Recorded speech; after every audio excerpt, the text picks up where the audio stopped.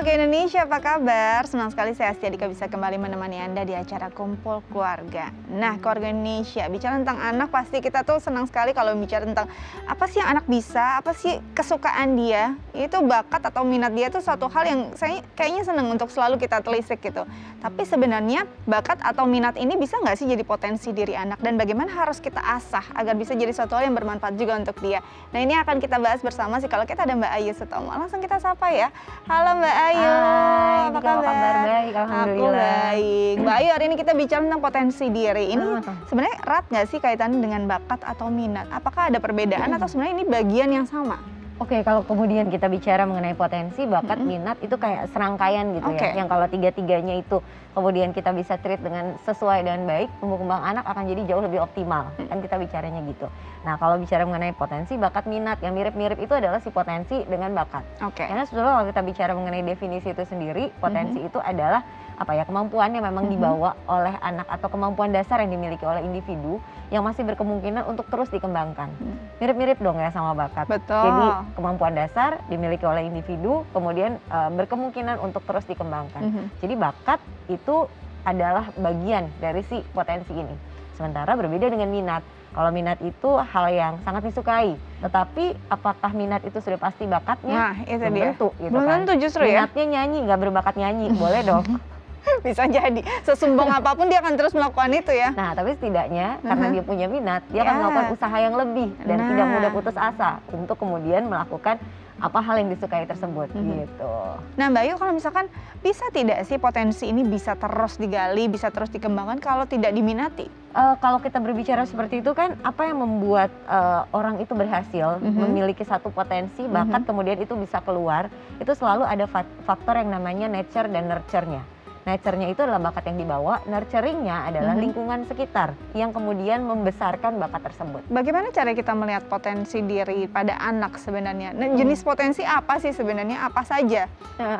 Itu kan banyak banget sebenarnya. Benar-benar. Kalau misalnya berapa waktu yang lalu orang melihat kan orang kalau dibilang cerdas, dibilang pinter, itu kalau yang pinter matematika, pinter IPA ya, gitu betul. kan. Seringnya kan seperti itu gitu kan. Tapi kan semakin kesini ilmu pengetahuan berkembang, ada kemudian multiple intelligence teori itu juga kemudian semakin berkembang, kemudian mengklasifikasikan bentuk-bentuk kecerdasan bukan hanya pinter matematika bahasa saja, tapi ada juga kecerdasan musik, kecerdasan olahraga, kinestetik begitu kan ya, interpersonal, intrapersonal masuk ke situ, natural, kemudian kecerdasan bahasa, kecerdasan matematika ada 7 gitu kan. Nah, itu semua bisa kita anggap sebagai potensinya anak gitu. Walaupun kadang-kala semakin berkembangnya sekarang kan paparan informasi makin nggak terbatas ya. Akhirnya banyak orang yang pada akhirnya menemukan potensinya sekarang yang dulu mungkin ini nggak dihitung sebagai sebuah potensi gitu kan.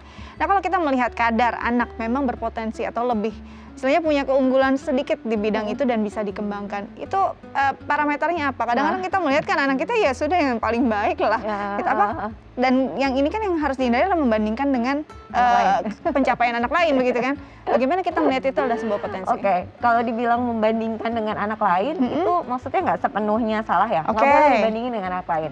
Kalau konsep itu kita lebih ke arah menerima kelebihan dan kekurangan anak kita apa adanya tanpa melihat atau membandingkan dengan anak lain. Tapi kalau misalnya kita mau melihat potensi, melihat bakat, sebetulnya memang perlu juga untuk melihat anak seusianya. Agar ada ukuran gitu ya. Benar, anak seusianya melakukan hal tersebut itu sepandai dia atau tidak, secepat dia atau tidak gitu kan. Kemudian pada saat dia mendapatkan stimulus sesuatu terkait dengan bakat dan hal yang juga dia minati, dia responnya bagaimana gitu kan. Ada anak yang nyalain musik sedikit dia langsung joget, langsung gitu ya, goyang gitu kan, langsung bergerak gitu. Dan nggak malu-malu, dia tunjukin aja kemampuannya gitu kan. Nah, bisa jadi itu adalah bakatnya potensi dia ya, dan mengekspresikan diri ya kan Mbak ya. Bisa menjadi potensi bagi dia gitu Betul. Jadi sebenarnya ya nggak ada yang salah saat semua dilakukan dengan baik dan bijak dan sesuai dengan tepat gitu begitu ya, harus tepat ya. Tadi membandingkan dengan anak lain untuk melihat ukurannya, bukan untuk julid gitu kan. Iya. Apalagi untuk kemudian isi itu bisa gitu, kok kamu nggak bisa. Nah, gitu itu akan bikin anak down sendirian. Itu kita bahas lebih jauh bagaimana agar potensi ini bisa berkembang dan tidak jadi membebani anak justru ya. Tapi kita akan jeda dulu, jangan kemana-mana, tetap bersama kami di Kumpul Keluarga.